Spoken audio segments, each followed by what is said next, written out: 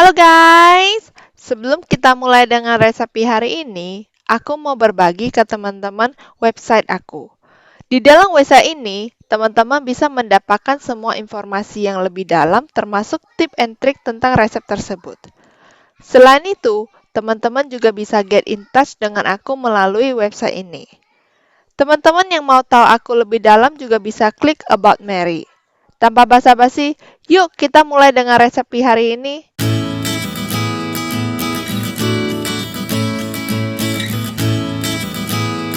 Hari ini aku akan berbagi ke teman-teman resep ketan hitam chiffon cake. Teman-teman yang suka makan bubur ketan hitam pasti akan suka dengan chiffon ini. Pertama-tama, masukin kuning telur ke dalam mangkok kosong. Kemudian masukin gula pasir ke dalamnya. Kocok kuning telur dan gula pasir selama 2-3 menit hingga kuning telurnya menjadi pucat. Setelah itu, masukin minyak jagung atau minyak sayur ke dalamnya. Berlanjut dengan santan kelapa. Aku memakai santan kelapa yang siap pakai. Kemudian masukin sedikit pasta pandan atau jus pandan ke dalamnya. Pandan akan membuat chiffon cake lebih wangi. Kocok campuran tersebut hingga semua bahannya tercampur rata. Di resep ini, aku hanya memakai tepung ketan hitam. Masukin baking powder dan juga garam ke dalam mangkok tepung ketan hitam. Sebelum kita ayak tepungnya, aduk bahan keringnya dengan sendok sebentar, supaya baking powder dan garam bisa tercampur rata. Setelah itu, masukin campuran tepung ke dalam ayakan, dan ayak tepungnya. Dalam pembuatan kue chiffon, tepung harus diayakin terlebih dahulu, supaya hasil kuenya lebih ringan. Kocok lagi adonannya hingga semua tepungnya tercampur rata. Dan kemudian sisihkan terlebih dahulu. Dalam mangkok kosong, masukin putih telur. Pastikan mangkoknya benar-benar bersih tanpa air dan minyak. Kemudian masukin cream of tartar.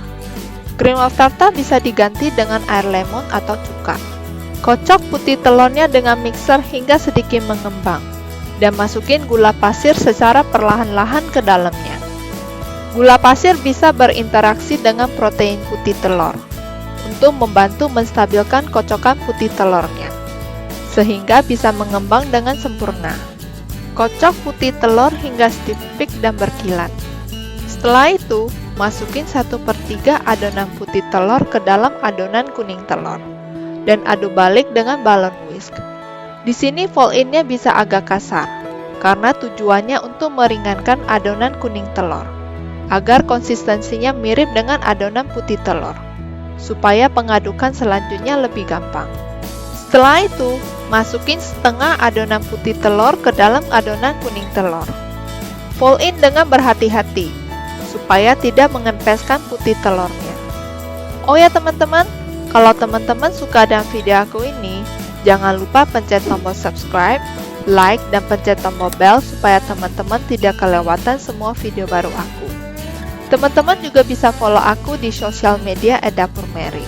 Teman-teman bisa melihat aku masih memakai balon whisk untuk mengaduk campuran putih telurnya. Balon whisk bisa mengurangkan pengempesan putih telur. Fold in pelan-pelan hingga semua putih telurnya tercampur rata dengan adonan kuning telur. Sebelum kita tuang adonannya ke dalam loyang, fold in dengan memakai spatula, supaya adonan yang di bawah mangkok juga tercampur rata.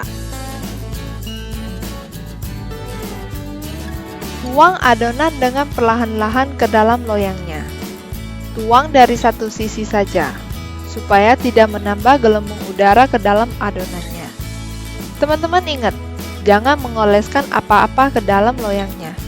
Ratain adonan dengan memutar loyangnya. Ketuk beberapa kali loyang ke meja, supaya udara di dalamnya juga bisa dikeluarkan. Dan panggang chiffonnya dengan panas oven 160 derajat Celcius selama 1 jam. Setelah sudah matang, balikin loyangnya dan diamkan hingga dingin. Tujuan membalikin loyangnya supaya kue chiffon tidak jatuh karena berat. Setelah chiffonnya sudah dingin, keluarkan chiffonnya dari loyang dengan memakai pisau. Jalan pisaunya di sekeliling loyangnya.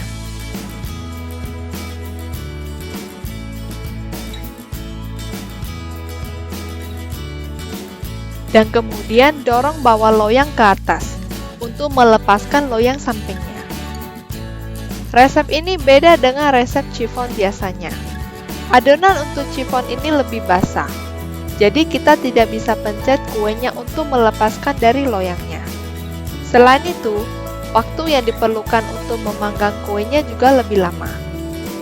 Teman-teman kalau takut atas chiffonnya gosong, bisa melapiskan aluminium foil di atasnya setelah 40 menit di dalam oven.